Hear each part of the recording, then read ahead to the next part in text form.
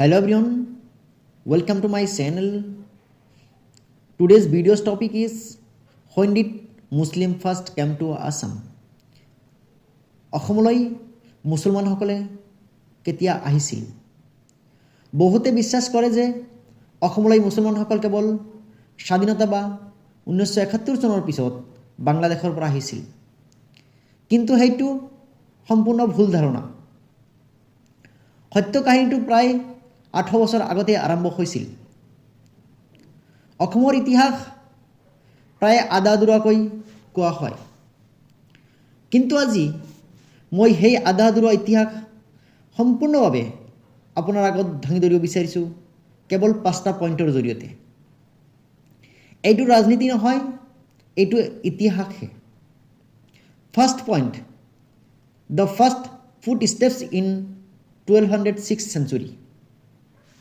1216 খ্ৰীষ্টাব্দত দিল্লী চলতানতৰ সেনাপতি মহম্মদ ইবন বখতিয়াৰ খিলজীয়ে অসমলৈ অভিযান আৰম্ভ কৰে। সেই সময়ত কামৰূপৰ অৰ্থাৎ অসমৰ ৰজা আছিল ৰজা পৃথু। কিন্তু সেই অভিযানত বখতিয়াৰ খিলজীয়ে বিফল হয় আৰু কিছুমান সেনাবাহিনীক অসমৰ ৰজাই বন্দী কৰি ৰাখিছিল। কিছুমান সৈনিক অসমলৈ থাকি যায়। তেওঁলোকে স্থানীয় নাৰীৰ সৈতে বিয়া পাতে, স্থানীয় সংস্কৃতি গ্ৰহণ কৰে আৰু এই ভূমিখনক নিজৰ ঘৰ হিচাপে স্বীকাৰ কৰে। এইটোৱেই আছিল অসমত মুছলমানসকলৰ আটাইতকৈ প্ৰাচীন উপস্থিতি।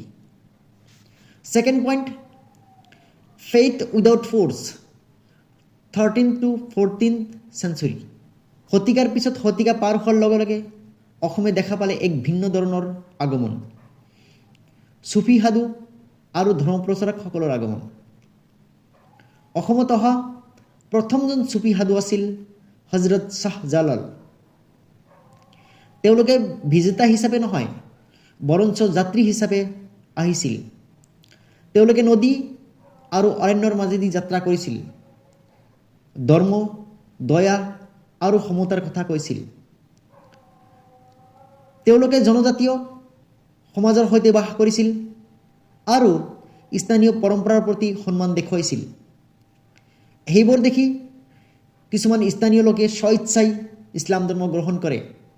যেনেকৈ আলিমেছ আছিল প্ৰথমজন কনভাৰ্টেড মুছলিম। এই প্ৰাৰম্ভিক ধৰ্মান্তৰিত লোকসকলেই অসমৰ আদিবাসী মুছলমান সমাজৰ মূল শিপা হৈ উঠে। Third point, war resistance and integration in 16th century. 16 শতিকাত পুনৰ সংঘাত আৰম্ভ হয়। মোগলে একাধিকবাৰ অসম আক্ৰমণ কৰে, কিন্তু সেই সময়ত আহোম সাম্ৰাজ্য আছিল অত্যন্ত শক্তিশালী। মোগল সেনাপতি ৰামসিংহ আৰু আহোম সেনাপতি লাচিত বৰফুকনৰ মাজত এক তয়াময়া যুদ্ধ হৈছিল। সেই যুদ্ধত মোগলে পৰাজয় হৈছিল আৰু বহু মোগল সেনাবাহিনীক বন্দী কৰি ৰখা হৈছিল। কিন্তু তেওঁলোকক মৃত্যুদণ্ড দিয়া নাছিল, বৰঞ্চ তেওঁলোকক অসমীয়া সমাজৰ ভিতৰত বসতি স্থাপন কৰোৱা হয়। তেওঁলোকে শিল্পী হিচাপে কাম কৰে, বিশেষকৈ ধাতু শিল্পত। আজিও তেওঁলোকৰ বংশধৰসকল মৰিয়া নামেৰে পৰিচিত। তেওঁলোকে ভাষা আৰু সংস্কৃতিত অসমীয়া, কিন্তু ধৰ্মত মুছলমান। Again, history choose assimilation over elimination. Point 4, the British turning point 1826. 1826 চনত সকলো সলনি হয়। ইয়াণ্ডা বসন্তিৰ পিছত অসম ব্ৰিটিছ শাসনৰ অধীনলৈ যায়। ব্ৰিটিছ প্ৰশাসনৰ প্ৰয়োজন হয় কৃষি বা খেতিৰ কাম কৰা শ্ৰমিকৰ। সেইবাবে তেওঁলোকে পূৰ্ববংগ, বৰ্তমান বাংলাদেশৰ পৰা আইনীভাৱে শ্ৰমিক অসমলৈ লৈ আহে। সেই সময়ত পূৰ্ববংগ ভাৰতৰ অংশ আছিল। নদীৰ পাৰৰ অঞ্চলত কৃষকসকলক বসতি স্থাপন কৰোৱা হয় আৰু নগৰসমূহতো শ্ৰমিক অনা হয়। এই গতিবিধি অনুপ্ৰৱেশ নহয়, এইটো আছিল ব্ৰিটিছ চৰকাৰৰ নীতিৰ ফল। Point 5, demographic shift before independence 1901 to 1947। 19 শতিকাৰ আৰম্ভণিতে এই স্থানান্তৰ আৰু বৃদ্ধি পায়।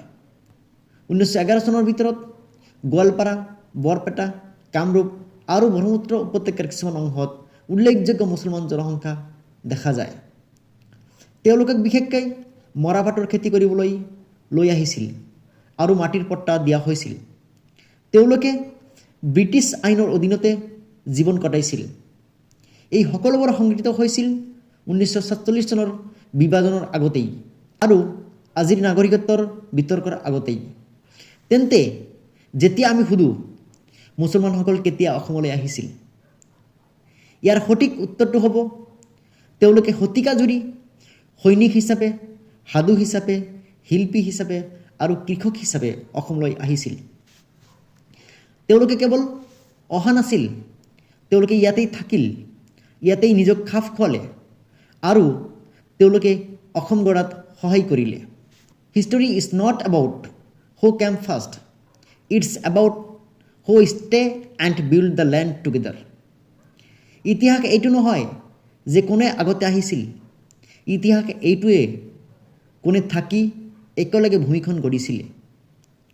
যদি মোৰ ভিডিঅ'টো ভাল লাগি থাকে তেনেহ'লে আপোনালোকে শ্বেয়াৰ কৰিব, যাতে সকলোৱে এইটো প্ৰশ্নৰ উত্তৰ সঠিকভাৱে দিব পাৰে আৰু সকলোৱে গম পায় যে মুছলমানসকল অসমলৈ কেতিয়া আহিছিল।